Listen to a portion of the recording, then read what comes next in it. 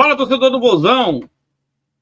A rodada foi tão boa pro Vozão que amanhã, uma vitória do Vozão fora de casa, que seria a primeira derrota do Mirassol jogando em casa, mas não é impossível, o Vozão pula para a 9ª colocação. A gente vai falar sobre esse jogo, trazer prováveis escalações aqui, né, trazer minha ótica em relação ao Mirassol, como o Mirassol joga, como o Fortaleza deve jogar, para evitar o Mirassol. Também tem os dados aí dessas equipes, se equiparam bastante os dados. Mas, antes de mais nada, eu queria pedir para o torcedor do Vozão deixar aquele like, se inscrever no canal, ativar as notificações, ajudar o canal a crescer. Aqui é NFC, aqui é Norte e Nordeste, aqui é o canal do torcedor raiz. E você, torcedor do Vozão, que é torcedor raiz, você vai se inscrever no canal e vai dar essa moral aqui ao irmãozinho. Vamos ajudar o canal a crescer.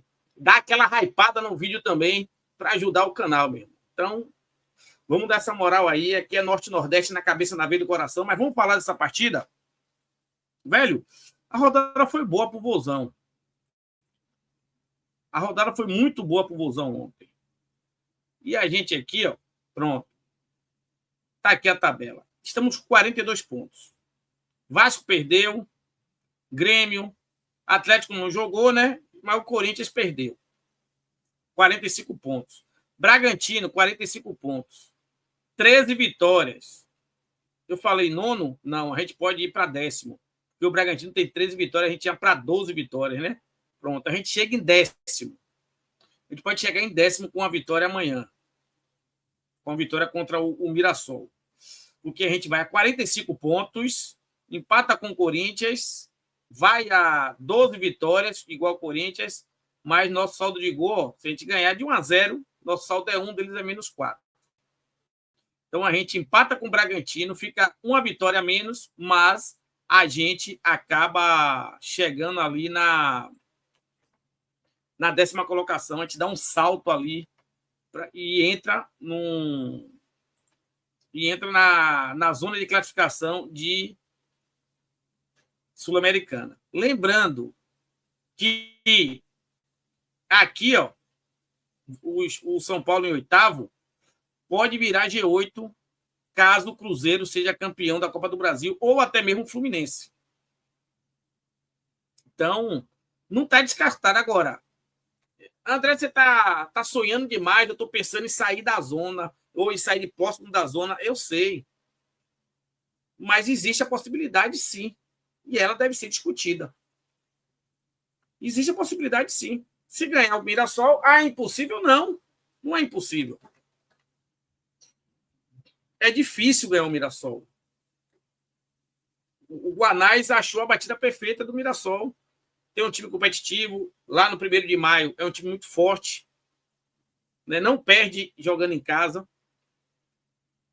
Mas tudo tem sua primeira vez. E quem sabe ser com a gente. Então, a gente tem 2 desfalques importantes, que é o Pedro, o Pedro Raul e o Vina, que foi expulso. Mas a gente tem peça de reposição e a gente pode entrar com um esquema tático diferente para enfrentar o Mirassol. Né? Que a melhor peça... Eu vou falar sobre isso. Mas antes, vamos para... Cadê, André? Vamos aqui para alguns dados importantes. Alguns números aqui do GE. Mirassol que vem ali nos últimos 5 jogos fez 8 pontos. Nos últimos 5 jogos, a gente fez 7 pontos. 4ª posição contra a 14ª, 60 contra 42 pontos. Média de finalizações 6,8 do Mirassol, 5,8 nossa. Escanteio 5,4 Mirassol, 4,1 a gente. Cartões amarelos, a média parecida. Expulsões, temos 4, eles têm 3. Bem pareado aqui, com uma leve vantagem aqui nos números para o Mirassol. Em relação à escalação, o Mirassol deve vir a campo com o mesmo time que empatou com o Santos, jogando fora de casa. Deve vir com o Lucas Ramon, o João Vitor, o James, excelente zagueiro, e o Reinaldo. A gente vai falar sobre o Reinaldo. O José Aldo, o Gabrielzinho, o Danielzinho, o Alisson, o Negueba e o Cristiano. A gente tá para entrar com 2 laterais, igual contra o Corinthians. Mas contra o Mirassol tem um porquê a mais, um motivo a mais para nós estarmos entrando com 2 laterais. que é o Reinaldo e o Alisson, que são muito fortes usando esse lado aqui. Outro jogador que costuma cair por aqui é o Gabrielzinho.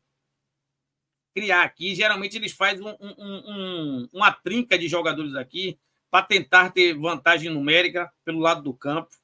Às vezes o Alisson aprofunda, o Reinaldo usa o corredor central, pisando na área, o Gabrielzinho encosta.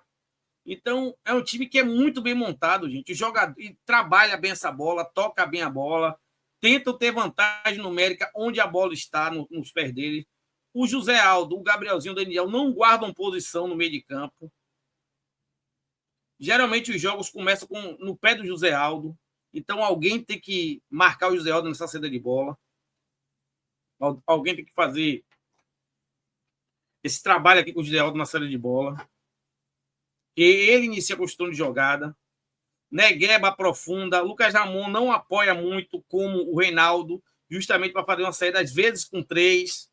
Às vezes faz uma saída com 3. Com o Lucas Ramon ficando. Às vezes o José Aldo baixa a linha e Lucas Ramon e Reinaldo sobe para poder apoiar lá na frente. Então, esse é o time. Né? O bom time. Tem alguma estrela? Não. Mas é um time de operários muito bem montado pelo José Aldo ou pelo Guanais, que tem um grande goleiro também, que é o Walter. Quando eu falei de entrar com 2 laterais, a ideia, a provável escalação é essa. Não entrar com centroavante de origem. Um 9. Trabalhar com 2 jogadores de movimentação na frente, o Galeano e o Pedro Henrique, para puxar contra-ataque. E dobrar o Rafael e o Fabiano Souza pelo lado direito, para tentar conter essa jogada do Alisson e o Reinaldo pelo lado esquerdo do Mirassol, direito nosso. Talvez ele entre assim, dobrando aqui e em alguns momentos ali arrastando o Diguinho ali para ajudar na marcação. O Pedro Henrique deverá ter um papel de não deixar o José Aldo criar jogadas, iniciar essa jogada aqui, pegando essa bola na mão do zagueiro.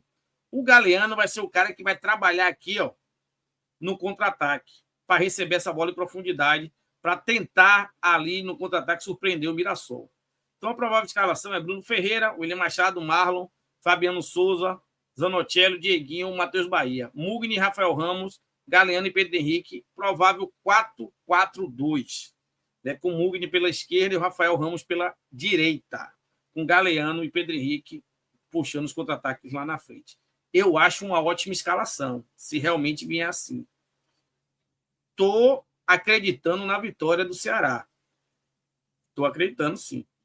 Dá para ganhar com o esquema certo e o Léo Condé é muito inteligente. Então, eu acho que a gente vai fazer um bom jogo lá no Mirassol e eu acredito em 1-0 o Vozão. E você, torcedor do Vozão? Você está confiante na vitória do Vozão? O Vozão briga por Sul-Americana ou por Libertadores? Deixe sua opinião. Sua opinião, para mim, é muito importante. A gente tem 4 jogos difíceis. 4 times de G4. Mas eu acredito. NFC, aqui é Norte-Nordeste, aqui é para torcedor raiz. Fui.